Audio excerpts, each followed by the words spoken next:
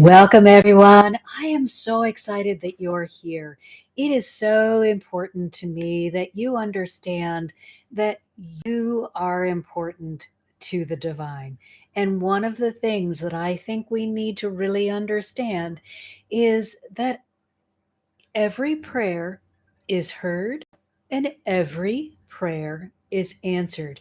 And the reason that I think that this is so important is because when your prayers are not answered, or you believe they are not answered, you could begin feeling really unloved, unworthy, and just like giving up.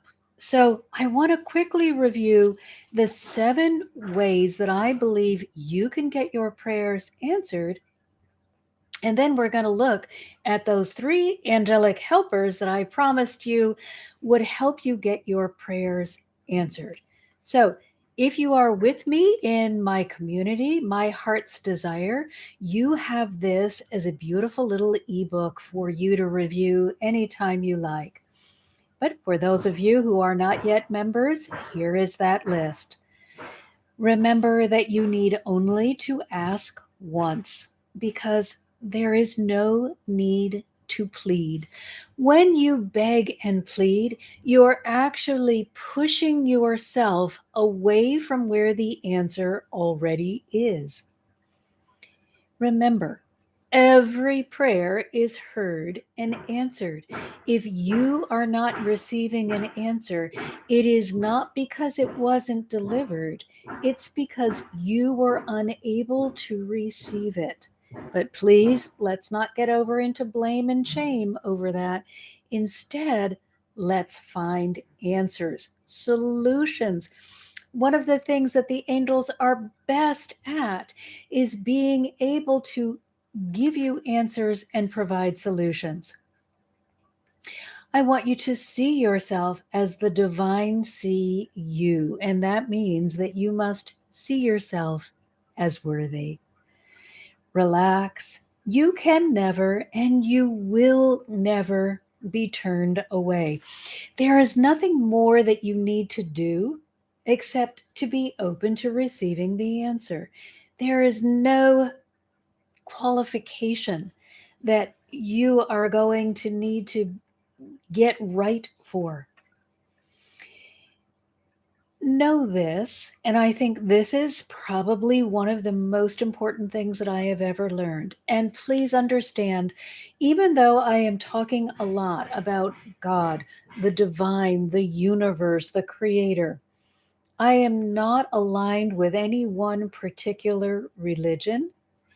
Even though I'm an ordained metaphysical minister, I am not in a particular branch. I just want to help you have a personal relationship with the divine. I do not believe that you can go on your ascension journey successfully without a relationship. It's just, in my mind, completely impossible to get from here to there without divine support. And divine support includes the angels, the archangels, and the ascended masters. Call on all of these incredible beings who just want to help you get there. Make use of the energetic realm. The divine are only love, and they only share good gifts. So if you feel that you're receiving something that is unloving or condemning in any way, you need to let go of that connection, clear it with the help of Archangel Michael, and begin again. You have connected to a lower energetic being that is not in alignment with the divine and cannot help you. So just release them. I also want to remind you that it is okay to trust the divine. No matter what your religious experience may have been, we need to separate the divine from the religion. Religion is a man made or human created product, and it can be filled with flaws and confusion and a lot of mistakes. The ego can get into religion and the organization of religion. The divine are pure beings of love and acceptance. You want your relationship to be divine to you, not you, religion, divine. If you have found a religion that allows you to have that relationship, fabulous, don't change it. But always the goal is a personal relationship. So you can trust the divine, you can believe in their goodness, and it is safe for you to expect to receive. If you are not receiving, there is something going on within you that is preventing you from receiving. There will never be a time when the divine have not answered you. And the last thing we want to do to help get our prayers answered is to express heartfelt gratitude for the answer that's on its way to you, and remembering that we don't want to be grateful for everything, and that's what we're going to talk about next week. We do want to be grateful for some things, the things that we can feel really good about from our heart space. So let's take a look, a little deeper look, before we look at our three beings that are going to help us today, at what is happening when you are actually praying. First of all, I want you to remember that God cannot be changed. So your job is to go where God already is. Don't stand there in your isolation and in your anger or your misery or your jealousy or your resentment and think that you can access unconditional love and acceptance without some sort of barrier between you. God is not in the ego products of negativity. They're in the high space of miracles. So allow yourself to be uplifted to where they are, to be transported out of the place of pain into the place of joy. Stop trying to make God do things your way. They are already blessing you continuously. You can't earn God's love, so just allow yourself to receive it. You can't earn it because everyone is already loved just as they are. You also cannot shut off the stream of blessings. You can shut yourself off almost completely. You're going to still have a small channel open in order to remain here in your physical body. But you cannot shut off that stream of blessings that is flowing out onto the world. So don't put your energy into trying to turn on the stream of blessings. It's already on. Put your energy into becoming a vessel that is open to receiving, which means you're going to allow yourself to be uplifted, to move away from the low energetic products. And those are the things that are on the negative end of the scale, and to spend more of your time on the positive, inspirational, motivated, loving side of the scale. Don't allow limiting beliefs to stand between you and your answer. Mistakes are not going to stop the blessings. Mistake only mean, or sin, excuse me, only means to make a mistake. So let's just let go of all of these words that have been placed within religion to create control. Just let go of everything that makes you feel as though you're not worthy. And instead, get in the place and the mindset where you are ready to receive. You've got to be in a state of expectation and in a place of readiness before you will be open to having it happen for you.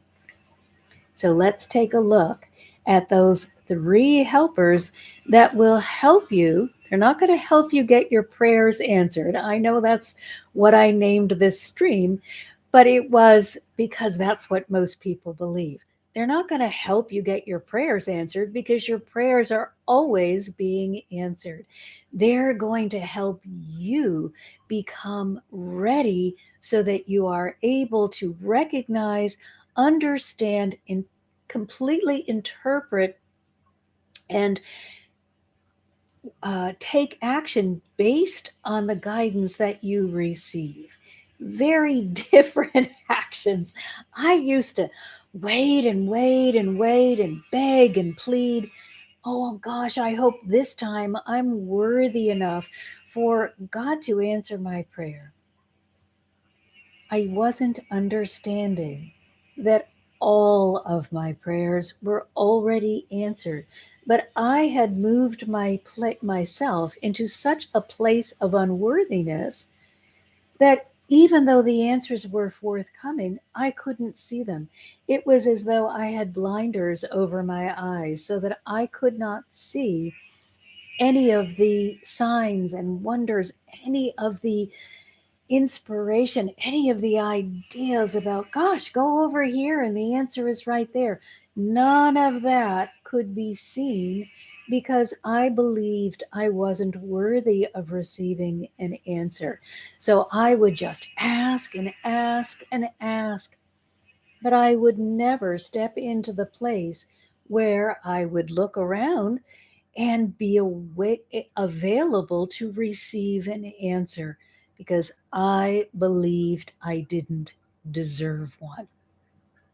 Now, the minute I ask, I get out of that space and into the space of receiving, and I'm getting excited and delighted because I know if I stay alert and aware and I am looking for the answer, I will find it. Sometimes it's very subtle. It is okay in that case for you to say, okay, God, I know you sent the answer, but for whatever reason, I didn't get it. I didn't understand it. I don't know how to follow through.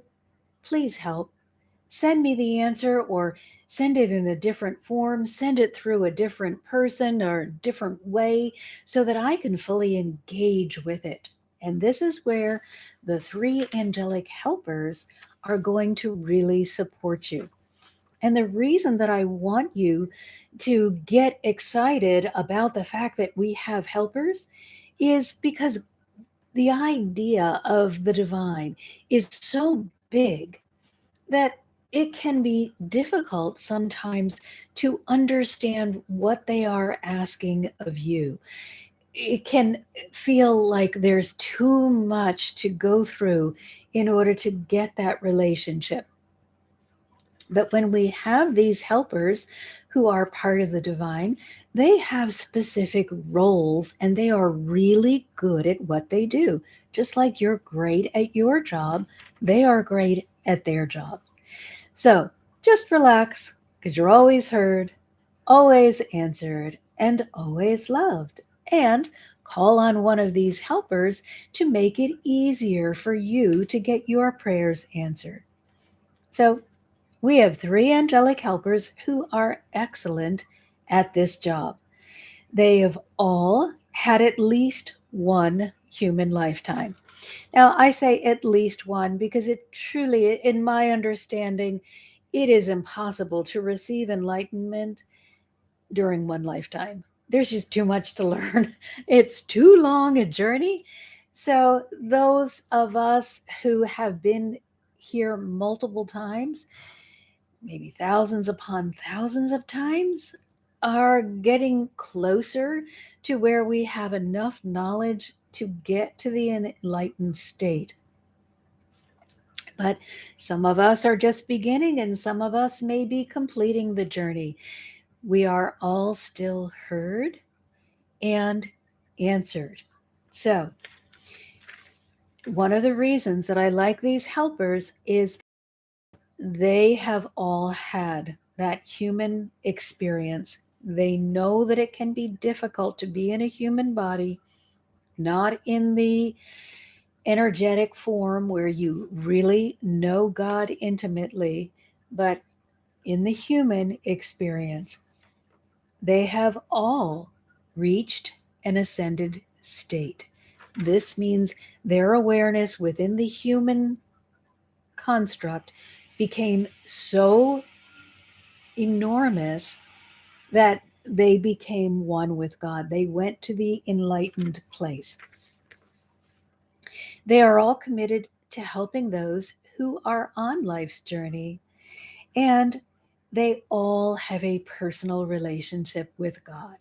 And this is so important. And one of the things that I want you to remember, if there is a being that you are in contact with who is coming to you and telling you that you need to hurt or harm yourself or another person, they are not from God. God is only loving. God is good, and good is God. Every being that represents the divine will that code of honor. So if ever you are engaged in a relationship with an energetic being that is not loving and kind, you need to dissolve the relationship immediately. You do not need to have a relationship with these beings through any organized religion or other association, other type of gathering. You can have a personal relationship with any of these beings that I'm sharing with you today, and you do not need an intermediary. If you would like to have guidance on your journey because you feel that you don't know enough, you can certainly reach out to myself or others whom you trust and get that guidance. But you can also do it on your own. Now, do understand that if you do it on your own, it is a learning process and it will require quite a commitment from you because there is quite a bit to learn. So that's why a guide or a trusted teacher can really help you. But make sure that they are not telling you things like they are the only person that can communicate with the divine for you. That's simply not true. A trusted teacher should be helping you to create your own personal relationship. But you want to learn who the divine are, and you want to connect through your heart. You will get the information through your head, but you must move it into the energetic heart space if it is really going to honor you and gift you in the way that you need to be gifted. So, our three our three beings, the first one, Archangel Sandalphon. His name means brother, and he is actually Archangel Metatron's twin brother. Archangel Sandalphon is really an interesting being. His name does not end in the EL, which all of the other archangels, except for Metatron, have a name that ends in EL, which means God in Hebrew. And this is because he was originally Elijah the prophet.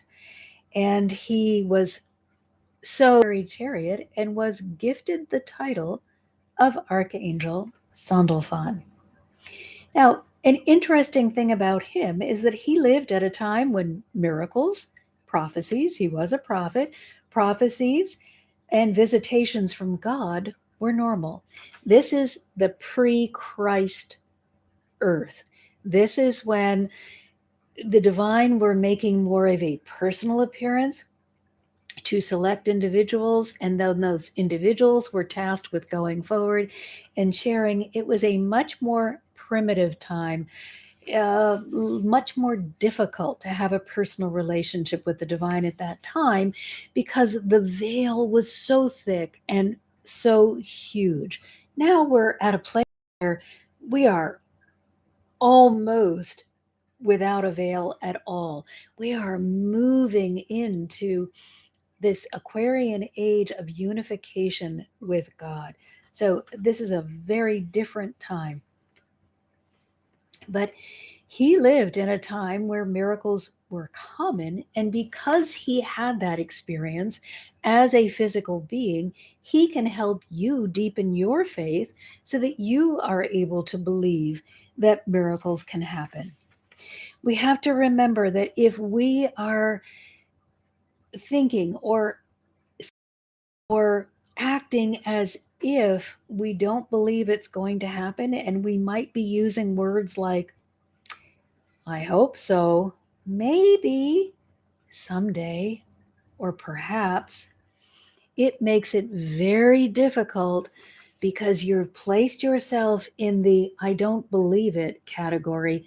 It makes it difficult to receive the answer, which is very much locked into the place of believing. You've got to believe it's possible before you will be able to see the possibility unfolding for you. So, I hope so, maybe, someday, and perhaps are not going to get your prayers answered. You must be steadfast in your belief, and you may want to ask Archangel Sandalphon to help you hold that faithful state. If you are wavering back and forth between, oh, I hope so, oh, I know God answers my prayers, you need some support. Archangel Sandalphon is wonderful at helping you steady your energetic offering so that you stay in the place where you can receive. He wants you to see, as he does, that miracles are normal.